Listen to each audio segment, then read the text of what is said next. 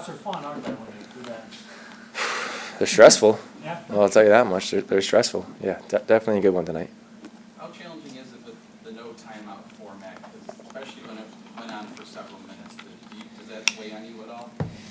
I mean, yeah, I feel like, we were getting good looks in overtime.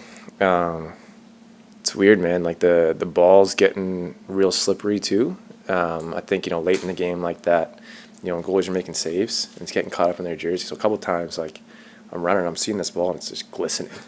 Like it's insane. So if you see a couple passes sky, or that's what's going on too. So I think that part plays a little bit of an effect as well, because you don't get a time to stop and refs to wipe it off.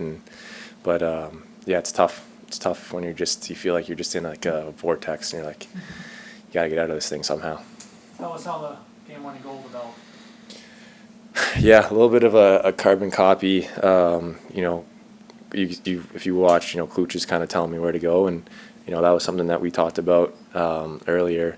But one, Kluch with a huge cause turnover, to stop them from breaking out the floor, and then sets a massive pick, and he does all the work, and I just get to shoot it around the guy, and thankfully for Kluch, because I don't think he gets enough credit. A lot of our guys, B-Rob, DeHoga, Fraze as well. Bucky, all those guys really doing the dirty work. Me and Dane kind of just float sometimes, but really appreciate those guys. Through that first quarter, just how important was the defensive effort when you guys couldn't really find the back of the net, and then Weiss and McKay both tying the game essentially? Yeah, it's massive. Vino, our entire D, has been really holding it down. It's always comforting when you get to look down and see Matt Vince and net.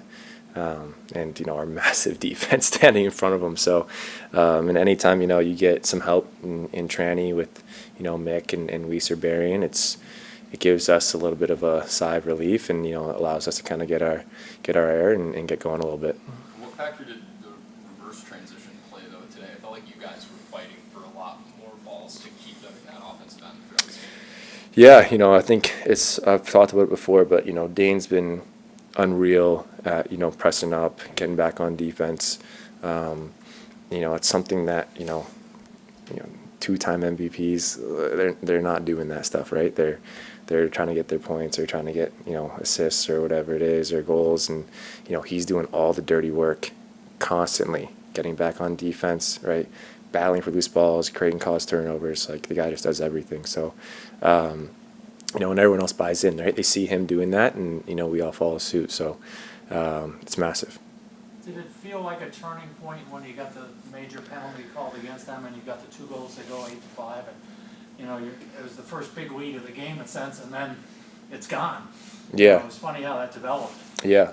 No, it definitely felt like a bit of a swing, and felt like we were going to get on a run there, and then obviously they go on a 4-goal swing and make it 9-8, and all of a sudden you're kind of on your heels a little bit. Credit to Dobson and their defense. They all played unreal.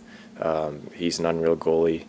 I hate kind of giving it to him, but he's a good friend, and that's the only way I feel like I could get to him, because he's unreal. Great stopper, smart, calm in the net. So unreal from them. When it gets to that point of 9-8, how do you keep that first game of this season between you two out of your head? It's tough. You know what I mean? Like, it's one of those things where it's like, we felt like we were gonna, be able to bounce back, and they played unreal again. Like, Dobson had, I don't know how many doorstep saves, and at least 2 on me in the last 2 minutes of the game, and it's tough, right? He played unreal, and you got to just make sure to keep grinding and keep firing at the net, and hopefully one goes in. That last minute of regulation, can you describe kind of the emotional swings of almost scoring and not getting the goals and the replays and having to get back out? Yeah. A lot of action going on, right? I think this is why this is the best sport that there is. You know what I mean? I don't know how many sports you get that kind of action. A potential go-ahead goal. Mine hits the crossbar. We think it goes in. The wrong replay gets shown, and then all of a sudden, thankfully, we're not able to they take the flag back, so we get to keep our timeout. You know, I think we make a stop, make a save, get a timeout.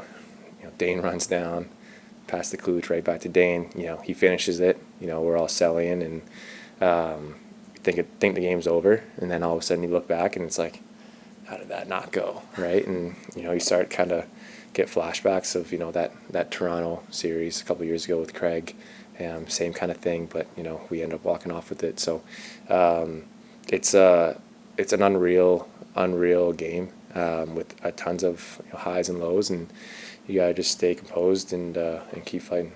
You've had a lot of success in close games over the last few years, especially this time of the year. Does that help after the Dane goal gets wiped out, that you've got the experience to rely on, not to panic and come back from that? Because that obviously can be deflating. Yeah, I mean, listen, it's the same as anything else, right? It's just a next play mentality, and you know, you wanna fight even harder to get that one back for Daner, and you know, it is what it is, right? And it's just kind of one of those things where it's like you gotta just have a positive outlook on it and be like, all right, like that's how it's supposed to be and how it's supposed to go. So just got to go out there and work hard and see how it goes. Toronto awaits now. Mm-hmm. Best of 3. That probably will be pretty entertaining series based on what we've seen with you guys and them so far this year and in past years. Yeah, you can change the standings all you want, but you know, the rivalry continues between us and Toronto, and two great teams going head to head, and you know, it's going to be a battle, and I'm sure it's going to get even crazier, so it should be fun.